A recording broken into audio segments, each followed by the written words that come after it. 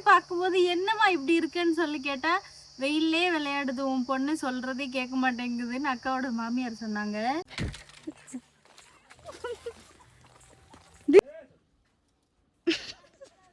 அப்பா பார்க்குறாரு, இல்லாட்டி போஸ் கொடுத்துருக்கலாம்.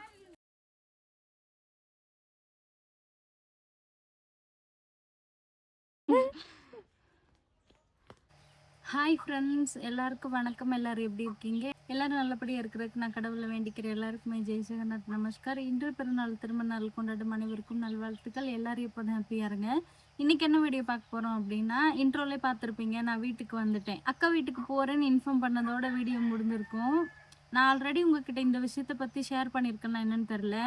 அக்கா வீடு அப்புறம் என்ன தத்தெடுத்திருக்காங்கல்ல அந்த அம்மா வீடு, ரெண்டு வீடுமே ஒரே இடத்துல இருக்குது. இதுதான் அக்கா வீடுனா இதுதான் என்ன தத்தெடுத்திருக்காங்கல்ல அந்த அம்மா வீடு. அதனால ரெண்டு பேருமே கொஞ்சம் சீக்கிரமாகவே வேலைக்கு போயிடுவாங்க. இதுக்கு முன்னாடியெல்லாம் ஒரு 6 மணிக்கு மேலே தாங்க நான் போய் பார்த்துருக்கேன். இப்போல்லாம் கொஞ்சம் தூரத்தில் வேலைக்கு போகிறாங்கன்னு நினைக்கிறேன். அதனால 5:15 அந்த டைம்லேயே அவங்கள பார்க்க முடியல. ஒரு 5:30க்கு எந்திரிச்சேன் அப்படின்னாலுமே அந்த டைமில் அவங்க வேலைக்கு போயிருப்பாங்க. அதுவும் இல்லாமல் குழம்பு மட்டும் ஏதாவது சமைச்சு வச்சுட்டு போவாங்க. நான் எந்திரிக்கும் போது அவங்களோட மாமியார், அக்காவோட மாமியார் வந்து வீட்டில் சமைச்சிருப்பாங்க. என்ன தத்தெடுத்திருக்காங்கல்ல அவங்க வீட்டில் வந்து ஆல்ரெடி ஈவினிங் டைம்லேயே சமைச்சிருப்பாங்க. அதனால் இங்கேயுமே நான் கொஞ்சம் ஹெல்ப் பண்ணுவேன். எப்படின்னா வாசல் கூட்டுறது, அப்புறம் தண்ணி கொண்டு வந்து கொடுக்குறது, அந்த மாதிரி அக்கா வீட்டில் பார்ப்பேன். என்ன தத்தெடுத்திருக்காங்கல்ல அவங்க வீட்டில் வந்து நான் சமைக்கணும். ஏன்னா அம்மா வேலைக்கு போயிட்டாங்கல்ல, அதனால் ஏதாவது குழம்பு மட்டும் தேவையானது, பொரியல் மாதிரி இல்லாட்டி தொக்கு மாதிரி அந்த மாதிரி செய்வேன். அதனால் எனக்கு 2 வீட்லேயுமே வேலை இருக்கும்.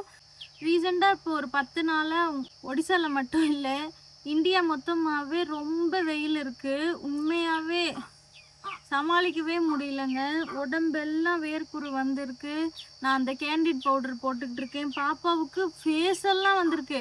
அதுவும் இங்கே இருக்கும்போது பரவாயில்ல, இப்போ தூங்கிட்டு இருக்கா. அக்கா வீட்டில் இருக்கும்போது அங்கே தான் யாருமே இருக்க மாட்டாங்களே, பெரியவங்க எல்லாரும் வேலைக்கு போகிறனால சின்ன பிள்ளைங்க அவங்க இஷ்டத்துக்கு ஊரை சுற்றிட்டு தெரிவாங்க போல். அக்காவோட மாமியாருமே ஆடு மேய்க்க போயிடுவாங்க. ரொம்ப கருத்து போய் பாப்பாவோட வயிறு, கழுத்து, பின்னாடி எல்லா இடமும் வேர்க்குரு வந்திருந்தா. நான் போய் பார்க்கும்போது என்னம்மா இப்படி இருக்குன்னு சொல்லி கேட்டால் வெயிலே விளையாடுது உன் பொண்ணு சொல்கிறதே கேட்க மாட்டேங்குதுன்னு அக்காவோட மாமியார் சொன்னாங்க. நம்ம ஆள் நம்ம வீட்டிலேயே நம்மக்கிட்ட வாய், ஐயோ என்னாலே பதில் பேச முடியல, அவங்க பேச முடியுமா? அதனால் சரின்னு சொல்லி விட்டாச்சு. இன்றைக்கும் குளிச்சுட்டு பவுடர்லாம் போட்டு விட்டு படுக்க வச்சுருக்கேன். மேடம் தூங்கிட்டு இருக்காங்க. சரி, அக்கா வீட்டுக்கு போயிருந்தோம்ல, அங்கே vlog எப்படி இருந்ததுன்னு பார்க்கலாம். இப்போ தான் என்னோட வீடியோ ஃபஸ்ட் டைம் பார்க்குறீங்க அப்படின்னா please like, share, then subscribe பண்ணிட்டு பாருங்கள். வாங்க வீடியோக்குள்ளே போகலாம். இப்போ அக்கா வீட்டுக்கு கிளம்பியாச்சு. போன vlog பார்த்துருந்தீங்கன்னா தெரிஞ்சிருக்கும். தேஜு கூட்டிகிட்டு வர்றதுக்கு தான் கிளம்புறேன். இங்கேயே 4 மணி ஆக்கிட்டாரு. இங்கே ஒரு 4-5 நாளாக தொடர்ந்து அதே மாதிரி காற்றுல மழை வரும்னு சொல்லியிருக்காங்க. போகும்போது கிளைமேட் எப்படி மாறுதுன்னு தெரியல. ஆனால் இப்போ வரைக்கும் வெயில் இருக்குது, அவ்வளோதான். சரி, அக்கா வீட்டுக்கு கிளம்பிட்டோம் பாருங்கள்.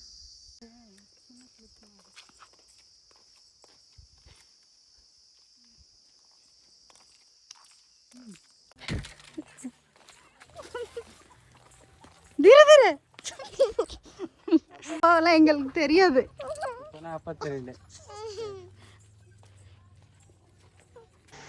சரி, ரொம்ப நாளைக்கு அப்புறம் வெளியே வருமேன்னு சொல்லிட்டு ஒரு தொய்வுரை ஒன்று சாப்பிட முடியலங்க. தயிர் கூட உளுந்த வடையெல்லாம் போட்டு கொடுப்பாங்களா, அது இங்கே ரொம்ப ஃபேமஸ்ஸு. என் ஹஸ்பண்ட் எப்போதுமே சொல்லுவாங்க, வாங்குறவங்களுக்கு மட்டும் வெயில் இல்லை, விற்கிறவங்களுக்கு வெயில் இருக்குது, அதனால் வீட்டுக்கு போயிருப்பாங்க, இப்போ எல்லாம் கேட்காதன்னு சொல்லுவார்.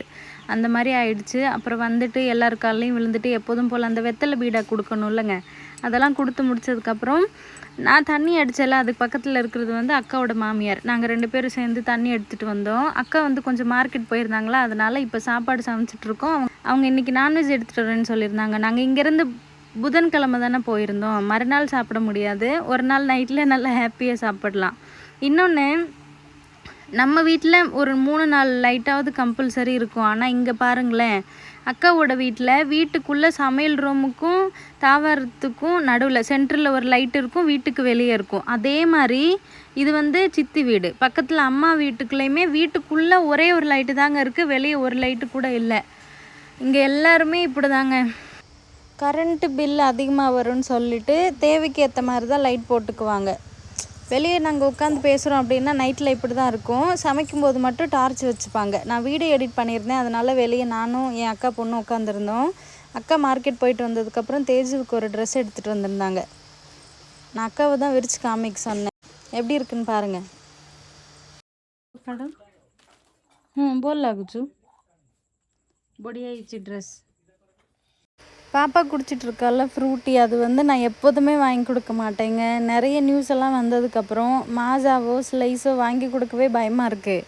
ஆனால் ஹஸ்பண்டோட அண்ணன் வாங்கிட்டு வந்திருந்தாங்க. எல்லாருக்குமே ஒன்று ஒன்று வாங்கிட்டு வந்திருந்தாங்களா. அவங்க கொடுக்கும்போது எப்படி தேஜுக்கு மட்டும் வேணான்னு சொல்ல முடியாதான் சாப்பிட கொடுத்தாச்சு. இந்த இடம் வந்து இப்போ தான் நாங்கள் எல்லாருமே சாப்பிட்டு முடித்தோம். வெளியே தான் உட்காந்து சாப்பிடுவாங்க. நாங்கள் சாப்பிட்டு உட்காந்துருந்த இடம் மட்டும் சாணி பூச முடியாதுல்ல, அதனால் தண்ணி தெளித்து விட்ருக்காங்க. நாங்கள் இன்றைக்கி வந்து அக்காவோட வீட்டுக்கு பின்னாடி இங்கேயுமே கதவெல்லாம் போட்டிருக்காங்க. ஒன்றும் பிரச்சனை இல்லை, தாவரத்துக்குள்ள அங்கே ஒரு ஃபேன் இருக்குது. வீட்டுக்குள்ளே இருக்கிற ஹீட்டை விட வெளியே கொஞ்சம் கூலாக இருக்குன்னு சொல்லிட்டு அங்கே தான் தூங்க சொல்லியிருந்தாங்க. இன்னொன்று, சித்தி வீட்டுக்கு வெளியே எப்படி வச்சுட்டு தூங்குறாங்க பாருங்கள். இங்கே வந்து வெயில் காலம், மழைக்காலம், குளிர்காலம் எல்லா காலத்துலேயுமே கொசு தொல்லை மட்டும் ஒரே மாதிரி இருக்குங்க, கொஞ்சம் கூட குறையாது. ரொம்ப கொசு கடிச்சிருக்கும் போல். அதுவும் இல்லாமல் அவங்க வீட்டில் ஃபேன் வந்து ஒரு வீட்டுக்குள்ளே தான் இருக்குது. அது கொஞ்சம் ரிப்பேராக இருந்தனால இன்னொரு வீட்டுக்குள்ளே படுத்திருக்காங்க. கொசு ரொம்ப இருக்குன்னு சொல்லிட்டு இரும்பு வட்டா இருக்குல்லங்க, அதில் வந்து புகை மூட்டிட்டு அந்த புகையெல்லாம் அவங்க தூங்குகிற ரூமுக்குள்ளே படுற மாதிரி ஒரு இடத்துல வச்சுட்டு தூங்குறாங்க. வசதி எப்படி இல்லையோ அந்த மாதிரி அவங்கள மாற்றிக்கிறதுக்கு இங்கே இருக்கிறவங்க எல்லாருமே ரெடியாக இருப்பாங்கங்க. அது ஒன்று எனக்கு கொஞ்சம் வியப்பாக இருக்கும். இது இல்லையேன்னு ஏங்குறது இல்லை, இது இல்லைன்னா இப்படி இருந்துக்கலாம், அப்படி இருக்காங்க. அக்கா வீட்டில் ஒரு இடத்துல பிரண்டை பார்த்தேன். இதுக்கு முன்னாடி ஒரு டைம் நான் வீடியோவில் தான் அவங்கக்கிட்ட காமிச்சேன். அப்போ வந்து என்னோடய ஊரில் இருக்குதுன்னு சொன்னாங்க. இங்கே பக்கத்தில் எங்கேயுமே பார்க்கலிங்களா. அதனால் ஃபஸ்ட் டைம் பிரண்டை செடி ஒடிசாவில் பார்க்க போகிறேங்கிறதே எனக்கு ரொம்ப சர்ப்ரைஸாக ஆவலாக தான் போனேன். கொழுந்துலேருந்து இலை எல்லாமே சரியாக இருந்ததுங்க. ஆனால் நான் அக்கா கிட்டே கேட்டேன், நான் வந்து செஞ்சு தரேன், நீங்கள் சாப்பிட்றீங்களான்னொடனே நான் சாப்பிட மாட்டேன்னு சொல்லிட்டாங்க. நான் வீடியோ எடுத்துகிட்டு இருக்கும்போதுமே இது வந்து அக்கா வீட்டிலேருந்து ஒரு 4-5 வீடு தூரத்தில் இன்னொருத்தவங்க வீட்டு வேலையில் தான் இருந்தது. யார் வீட்டில் இருந்ததோ அவங்களுமே ஐயே இதெல்லாம் சாப்பிடக்கூடாது அப்படின்னு சொன்னாங்க. அக்காவுமே இங்கே வந்து இதை வந்து மருந்தாக தான் பயன்படுத்துவாங்களாம். முழங்கால் வலி, அப்புறம் கை மொட்டி வலியெல்லாம் இருந்தது அப்படின்னா அதை வந்து அரைச்சி அதை சாரோட ஒரு துணியை வச்சு கட்டுனா சரியாயிரும்னு சொல்லி மருந்தாக தான் பயன்படுத்துவாங்களாம். இந்த பாப்பா எப்படி இருக்குன்னு பாருங்கள். இது வந்து அக்காவோட இன்னொரு சாக்கிங். ஃபஸ்ட்டு சாக்கிங் வந்து நம்ம தேஜு, இன்னொன்று வந்து இந்த பாப்பா. இதுவுமே ஒரு முக்கியமான ரிலேஷன். இங்கே நாங்கள் வந்து நேற்று அக்கா வீட்டிலேருந்து கிளம்பும்போதே ஒரு 5 மணிக்கு மேலே இருக்குங்க. எல்லாருமே உட்காந்துருந்தாங்க. இதுவுமே நான் கிளம்பிட்டு எல்லார் காலையும் விழுந்து ஆசீர்வாதம் வாங்கி நான் போயிட்டு வரேன்னு சொன்னதுக்கப்புறம் தேஜு வந்து முன்னாடியே காலில் விழுந்துட்டா. இப்போ வந்து ஆட்டுக்குட்டி வந்ததில்ல, அது எல்லாமே அக்காவோடது. இது வந்து அக்காவோட மாமியார். அவங்க மட்டும்தான் இதுக்கு முன்னாடி இல்லை. பார்த்தோன்னே அவளாக போய் காலில் விழுந்தா. அவங்கக்கிட்டேயும் சொல்லிவிட்டு நாங்கள் கிளம்பிட்டோம். வீடியோ பார்த்து இருந்திருப்பீங்கன்னு நினைக்கிறேன். நைட்டில் வந்து எப்போதுமே அக்கா வீட்டில் எல்லோரும் சேர்ந்து சாப்பிடுவாங்க. அதுக்கப்புறம் தான் நானும் அக்காவும் சேர்ந்து சாப்பிடுவோம். ஒரு சில விஷயத்த வந்து ரொம்ப ப்ளஸ்ஸாக பரவாயில்ல இப்போ வரைக்குமே இந்த மாதிரிலாம் இருக்காங்கன்னு நினச்சாலும் நான் பொண்ணுங்களுக்கு அந்த அளவுக்கு இம்பார்ட்டனே இல்லைங்க. நான் நிறைய வீட்டில், அது சின்ன வீடாக இருக்கட்டும் பெரிய வீடாக இருக்கட்டும், ஆள் சம்பாதிக்கிற முறை, இந்த மாதிரி எல்லாத்துலேயுமே பார்த்துட்டேன். இன்னுமே அடிமையாக எல்லாமே அவங்களே செஞ்சுக்கிட்டு அந்த மாதிரி தான் இருக்காங்க. பாவம், சிரமந்தான். அதுவும் இவ்வளோ வெயிலில் என்னால் வீட்டுக்கிட்டே இருந்தாலுமே வீட்டு வேலை செய்வேன், வீடியோ எடுப்பேன், வீடியோ எடிட் பண்ணுவேன், அந்த வேலை தான். இதுக்குமே அவ்வளோ ஒரு ஹீட்டு, கை காலெல்லாம் வேர்க்குரு வந்து ரொம்ப எரிச்சலாக இருக்குது. ஆனால் அவங்க இவ்வளோ மொட்டை வெயிலில் கட்டட வேலை செய்கிறாங்க, எப்படி இருக்கும். நாங்கள் இங்கேருந்து போயிருந்தோம்ல, ஒரு ஆடு ஒன்று பார்த்துருப்பாங்க போல். அந்த பிளாஸ்டிக் பிளேட் இருக்குல்லங்க, பிளாஸ்டிக் பேப்பர் பிளேட்டு பச்சை கலரில் இருக்குமே, அந்த பிளேட்டு வந்து நம்ம தயாரித்து நம்ம கொடுக்குற மாதிரி அந்த பிளேட்டு மிஷின் எல்லாமே நம்மக்கிட்ட கொடுத்துருவாங்களாம். வீட்டில் இருந்தே வேலை செய்கிற மாதிரி ஒரு ஆடு பார்த்துருப்பாங்க போல். அதை வந்து கொஞ்சம் ஃபோன் பண்ணி கன்ஃபார்ம் பண்ணி சொல்கிறீங்களா, இது வந்து உண்மையாகவே சென்ட் பண்ணுவாங்களா, இதில் வேல்யூ இருக்கா இல்லையாங்கிறதுன்னு சொல்லி அவங்க தம்பிக்கிட்ட பேசும்போதெல்லாம் ஒரு மாதிரி இருந்தது. எவ்வளோ நாள் இப்படி வெயிலே வேலை செய்கிறது, ரொம்ப கஷ்டமாக இருக்குன்னு சொன்னாங்க. நானும் பேசுங்கங்க, என்னதான் சொல்கிறாங்கன்னு பார்ப்போம். ஏன்னா